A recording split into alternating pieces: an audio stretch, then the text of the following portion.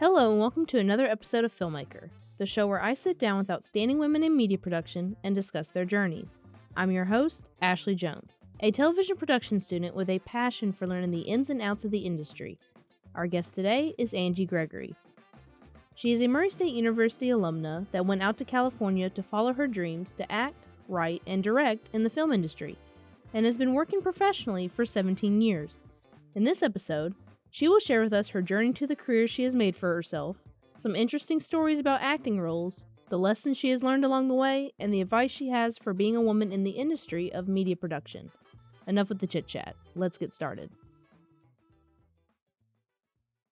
I had to be blind for most of the set, and I was in my underwear covered in chocolate sauce, and I had to have like prosthetics in my mouth. They had to pull a bug out of my mouth. It wasn't real, but it was a chocolate covered locust in the storyline. And I didn't know if I could hold my breath because I'd had heart surgery just like a year before. And I thought, I don't know how I'm going to ever hold my breath. But I did. I did it all, and I never mentioned all of that. I just went through it.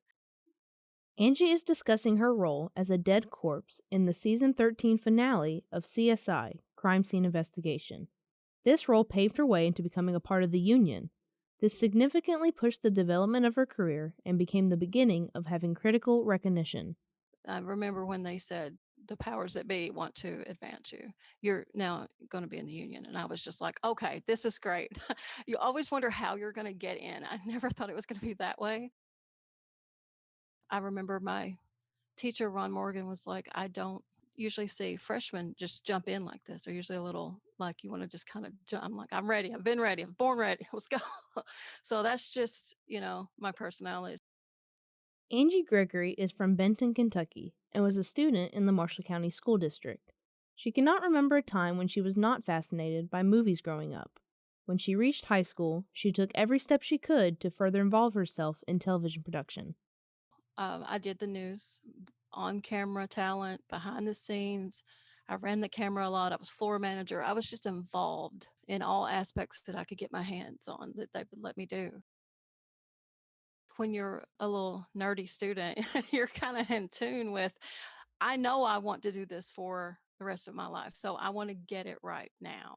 And I just feel like if you're there, there's a huge opportunity to grow. Angie joined Murray State in 1999 as a television production and theater major, but she dropped out in 2003 to pursue her acting career in Los Angeles, California. In 2010, she was able to return to Murray State and finish her degree. This is Angie discussing the impact that studying television and theater at Murray State had on her and how the program prepared her for her future. Murray State prepared me immensely for the world that I was about to step into. I just gained a sense of anytime you do something, you become more familiar with it. If you're in a TV studio all day, it's easier when you go step onto a television set or something like that. Just being around and involved, learning from my professors how to be professional. I feel like that served me so well in my industry. I just feel like the professors that I had were just so prepared me so much for what was coming. I started thinking about the importance and the significance of the work I was doing, not just I'll take any job because I want to be in front of the camera or behind it. This is what went through Angie's head after her nephew passed away in 2009. To Angie, she saw this as more of a sense of redirection than a setback. My nephew was 4 years old when he was diagnosed with cancer, my sister's son. Right after my nephew passed away, I directed a short film in Tennessee and Kentucky just because that was a story I had been wanting to tell. It was healing through creative energy, you know. It was a distraction and a way to heal. It was just so intense and difficult at the time just to be able to pull myself back from that. That was a life-saving heart surgery. I was on my last day. It was down to the 11th hour. It was one of those things. In her career, Angie has had to take some time off from acting to recover from an emergency open heart surgery back in 2012. But this did not hold her back from pushing harder than ever before. In 2012, I had open heart surgery to repair a few congenital defects. It took me a year to really recover. I had some lung issues, getting It was just one setback after another. Even after the heart surgery was successful and really I recovered well. But a year later, I did recover, but I had more presence and more focus than ever before. And then when I came back, that was when I just started booking everything. Got in the union right away. Just boom, boom, boom. I have the time, the clock is ticking, so let's get it right. He looked at me and asked me how pointers on how to walk in high heels. And in that moment, like he was just so wonderful anyway, so approachable and giving. He's just a wonderful person. My experience in working with him. And so here I am teaching Sir Patrick Stewart how to walk in high heels.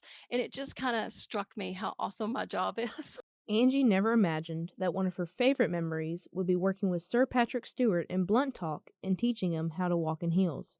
5 years ago, I played a dancer on Blunt Talk.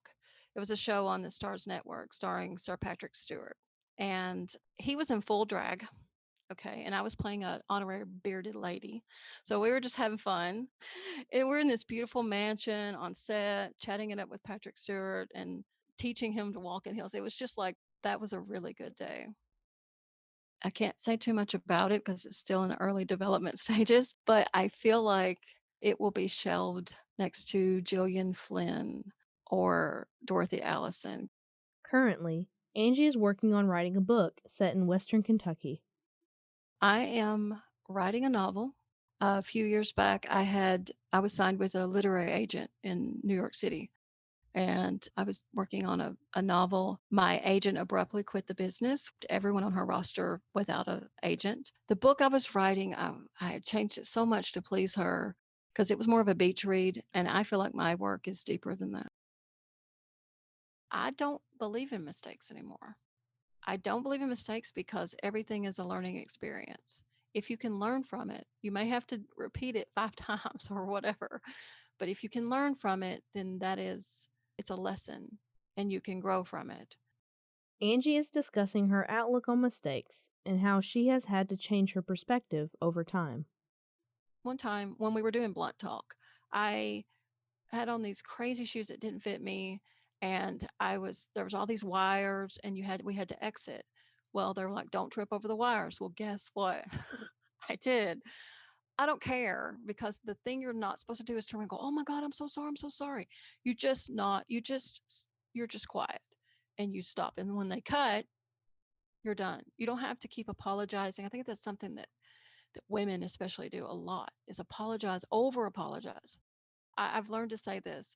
Thank you for being patient for me instead of sorry I was late. That's all that needs to be said.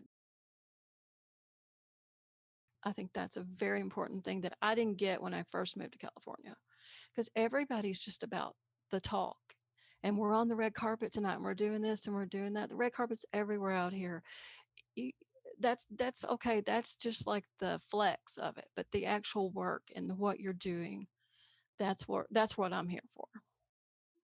Angie is talking about the importance of learning how to network and to find the right people for the job. Find the people who are about the work. They're doing things, not just talking about doing things. Most truly successful people don't lead with their accolades.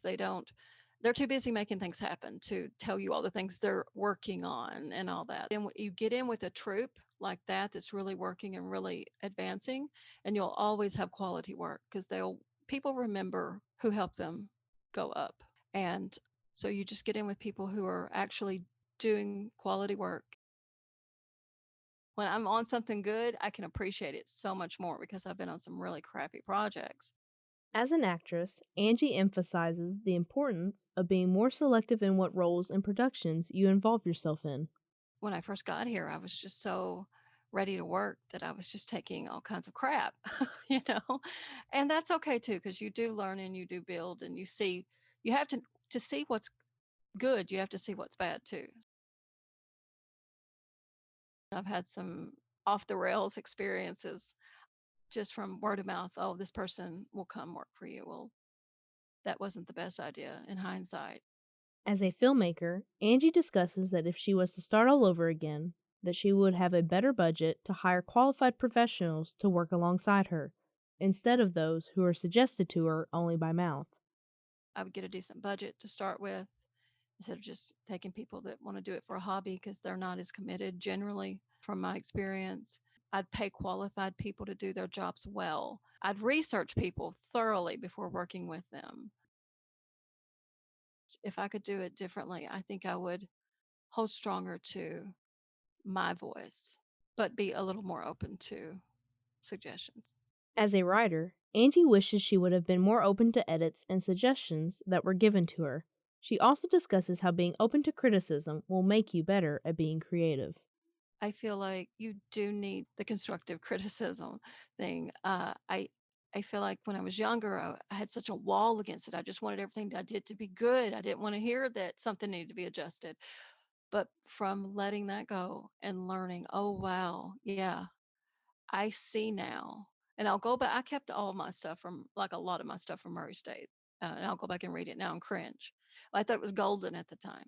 But now I can see, oh, yes, I did need to do this or that. Being open will make you a better artist, but not to the point of compromising your voice or what your story is really trying to say. Hold on to what you're trying to say. You have strengths, know your strengths, and don't allow people to diminish you. Just don't put up with that. You're here to work. You're here to do what you love just the same way they are. Angie provides me with some insight about the importance of having boundaries and knowing your strengths as a woman in the media production industry. You can be a warm person and have boundaries. This is what I expect for myself. And be confident in what you bring to the table.